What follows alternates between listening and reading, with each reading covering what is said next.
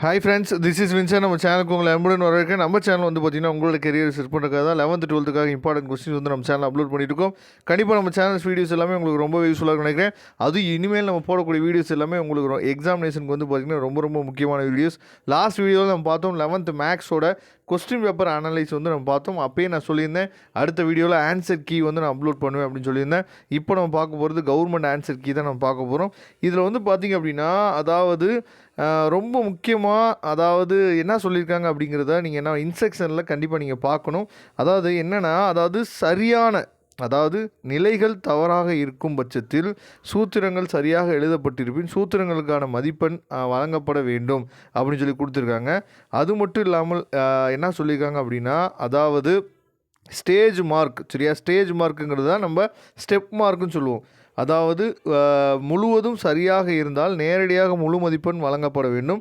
நிலைகளில் தவறு இருக்கும் பட்சத்தில் மட்டுமே ஸ்டெப் மார்க் வந்து கொடுக்குன்னு சொல்லியிருக்காங்க. அதனால் ஸ்டெப் மார்க் வந்து கண்டிப்பாக நமக்கு என்ன சொல்லுவோம் இருக்கும். அதனால் நீங்கள் எந்த விதத்துலையும் கவலையே பட வேணாம், சரியா? இப்போ நீங்கள் பார்க்குறது வந்து பார்த்திங்கன்னா நமக்கு ஏற்கனவே தெரியும் கொஸ்டின் வந்து ஏ டைப் பி டைப் ரெண்டு டைப்பில் கொஸ்டின் இருக்கும், சரியா? ஒன் வேர்ட்ஸுக்கு மட்டும் நமக்கு நம்பர் வந்து மாறி இருக்கும் ஏ டைப் பி டைப்புக்கு. மற்ற எல்லா கொஸ்டினுக்கும் நம்பர் வந்து சேமாக தான் இருக்கும். அதே மாதிரி ரூல்ஸ் வந்து என்ன பண்ணிருக்கான்னு சொல்லி பார்த்திங்கன்னா சில இடத்துல ரூல்ஸ் வந்து சேஞ்ச் பண்ணியிருக்காங்க. என்ன ரூல்ஸ் வந்து சேஞ்ச் பண்ணியிருக்காங்க அப்படின்னா இப்போ ஆன்சர் வந்து பார்த்திங்கன்னா ஒன் வேர்டுக்கு வந்து கொஸ்டின் நம்பர் 1 ஆப்ஷன் வந்து இங்கே பார்த்தீங்க அப்படின்னா இ ஆப்ஷன் கொடுத்துருக்காங்கல்ல. ஆன்சர் வந்து பார்த்திங்கன்னா அதுக்குரிய ஆன்சர் தான் நீங்கள் எழுதியிருக்கணும். இதுக்கு முன்னாடி பசங்க என்ன பண்ணுவாங்கன்னா அதாவது ஆப்ஷன் எழுதிட்டு ஆன்சர் வந்து டியோட ஆன்சர் எழுதுவாங்க. ரெண்டில் ஏதாவது கரெக்டாக இருந்தால் கூட மார்க் கிடைச்சிருமே அப்படின்னு சொல்லிட்டு என்ன பண்ணுவாங்க, அப்படி பண்ணுவாங்க. அந்த மாதிரிலாம் இப்போ பண்ணக்கூடாது.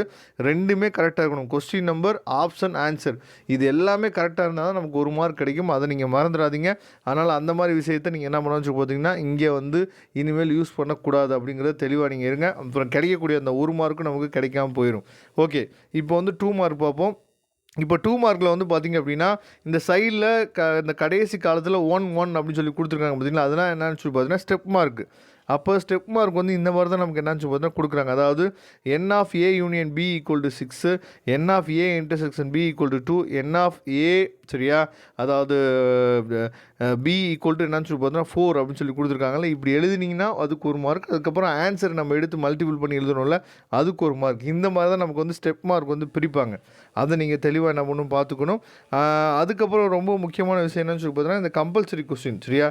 கம்பல்சரி கொஸ்டின் வந்து நம்ம ஏற்கனவே நம்ம சொல்லியிருந்தோம். கம்பல்சரி கொஸ்டின் வந்து எந்த மாதிரி நம்ம எழுதணும், அதாவது இந்த ஆன்சர் கீ என்ன பண்ணணும் அப்படின்னா நீங்கள் கொஸ்டின் பேப்பரையும் டவுன்லோட் பண்ணி அதையும் உங்கள் கையில் வச்சுங்க. ஆன்சர் கீயும் டவுன்லோட் பண்ணிவிட்டு அதை நீங்கள் உங்கள் கையில் வச்சுட்டு ரெண்டையுமே வச்சு நீங்கள் ப்ரிப்பேர் பண்ணிங்க அப்படின்னா நீங்கள் ஈஸியாக என்ன பண்ணலாம்னு சொல்லி பார்த்தீங்கன்னா மார்க்கு ஸ்கோர் பண்ணுறதுக்கு அது ரொம்ப ஹெல்ப்ஃபுல்லாக இருக்கும், சரியா? அதனால் இந்த கம்பல்சரி கொஸ்டின் வந்து பார்த்திங்க அப்படின்னா அது கொஸ்டினை நீங்கள் பார்க்கும்போது கொஞ்சம் கஷ்டமாக இருந்துக்கலாம். ஆனால் ஆன்சர் கீ பாருங்கள் எவ்வளோ ஈஸியாக எவ்வளோ சிம்பிளாக உங்களுக்கு கொடுத்துருக்காங்க அப்படிங்கிறது நீங்கள் என்ன பண்ணுன்னு சொல்லி பாருங்கள்.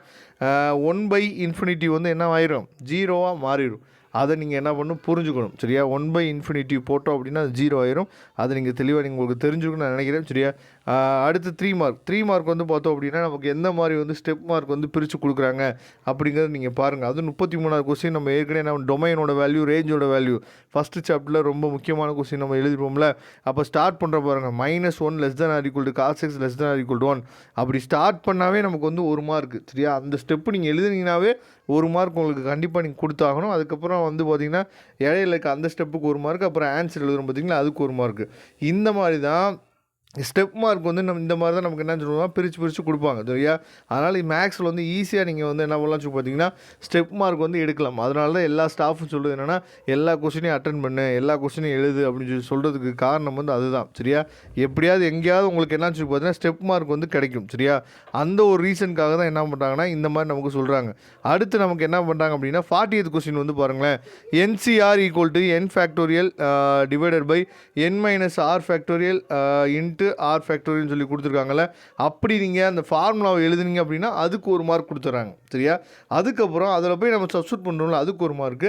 அதுக்கப்புறம் ஆன்சர் டெரிவ் பண்ணுறோம் பார்த்தீங்களா அதுக்கு ஒரு மார்க். இந்த மாதிரி தான் நமக்கு என்னென்னா ஸ்டெப் மார்க் வந்து பிரித்து கொடுக்குறாங்க. அடுத்து நம்ம பார்க்க போகிறது 5 மார்க் கொஸ்டின். ரொம்ப முக்கியமான பார்ட்டுக்கு தான் இப்போ நம்ம வந்திருக்கோம், சரியா? எந்த மாதிரி வந்து 5 மார்க் வந்து பிரித்து நமக்கு கொடுக்குறாங்க அப்படிங்கிறது தெளிவாக நீங்கள் பாருங்கள். எந்தெந்த ஸ்டெப்ஸுக்கு வந்து மார்க் கொடுக்குறாங்க அப்படிங்கிறத நீங்கள் தெளிவாக நீங்கள் பாருங்கள். இப்போ இங்கே 42nd கொஸ்டினில் பி வந்து பாருங்கன்னா தோராய வரைபடம் அப்படின்னு சொல்லி கொடுத்துருக்காங்கல்ல.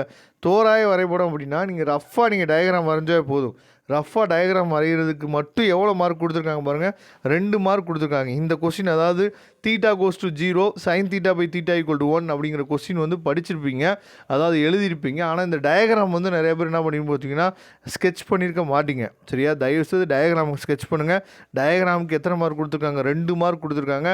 அதுக்காக தான் இந்த மாதிரி நம்ம என்ன பண்ணணும் பார்த்தா கீ ஆன்சர் நம்ம பார்க்கணும். ஏன்னா நிறைய பேர் பண்ணுற மிஸ்டேக்கை நம்ம பண்ணக்கூடாது. அப்போ இந்த மாதிரி டயக்ராம் வரையாமல் நீங்கள் கொஸ்டினை ஃபுல்லாக எழுதிட்டு ஐயோ எனக்கு 5 மார்க் கிடைக்கல, நான் 5 மார்க் என்ன கிடச்சிருக்குன்னு நான் நினச்சேன், ஆனால் டயக்ராம் நான் வரையலேன்னு சொல்லி அப்போ நீங்கள் ஃபீல் பண்ணக்கூடாது. இந்த மாதிரி தான் நமக்கு என்ன பண்ணாங்கன்னு சொல்லி பார்த்தீங்கன்னா ஆன்சர் கீ நம்ம பார்த்தோம் அப்படின்னா நிறைய விஷயங்கள் நீங்கள் தெரிஞ்சுக்கலாம். சரியா, அதே மாதிரி வந்து பார்த்தீங்கன்னா 43 கொஸ்டின் வந்து பார்த்தீங்க அப்படின்னா உங்களுக்கே தெரியும் அதுக்கு எப்படி பிரிச்சுருக்காங்க, மார்க் வந்து எப்படி பிரிச்சுருக்காங்கன்னு பாருங்கள். அதுக்கப்புறம் வந்து பார்த்தோம் அப்படின்னா எல்லா கொஸ்டின்ஸுக்குமே மார்க் வந்து சூப்பராக பிரித்து உங்களுக்காக கொடுத்துருக்காங்க. அதுக்கப்புறம் வந்து பார்த்தா 45ல் பி கொஸ்டின் பாருங்கள், அதாவது கணித புத்தகங்களை 4 ஃபேக்டோரியல் வழியில் அடுக்கலாம் அப்படி எழுதிங்கன்னா 1 மார்க்கு. இந்த மாதிரி பிரித்து நம்ம என்ன பண்ணணும் சொல்லி பார்த்தீங்கன்னா எழுதணும். சரியா, அதோட வாய்ப்புகளை நம்ம எழுதி அதுக்கப்புறம் லாஸ்ட்டாக மல்டிபிள் பண்ணி நம்ம என்ன பண்ணணும் எழுதணும். சரியா, இந்த பிடிஎஃப் லிங்க் நான் டிஸ்கிரிப்ஷன் பாக்ஸில் கொடுத்துருக்கேன், எடுத்து டவுன்லோட் பண்ணிங்க. இதே மாதிரி எல்லா சப்ஜெக்ட்டுமே நம்ம என்ன பண்ண போகிறோம் அப்லோட் பண்ண போகிறோம். கண்டிப்பாக நம்ம வீடியோஸ் எல்லாமே உங்களுக்கு ரொம்ப ஹெல்ப்ஃபுல்லாக நினைக்கிறேன். அப்படி ஹெல்ப்ஃபுல்லாக இருந்துச்சு அப்படின்னா உங்கள் ஃப்ரெண்ட்ஸுக்கு மேக்ஸிமம் ஷேர் பண்ணுங்கள். Okay friends, thank you. நம்ம நெக்ஸ்ட் வீடியோ பார்க்கலாம். அதுவரை முடிந்து விடைபெறுவது உங்கள் நண்பன் வின்சென்ட். தேங்க்யூ.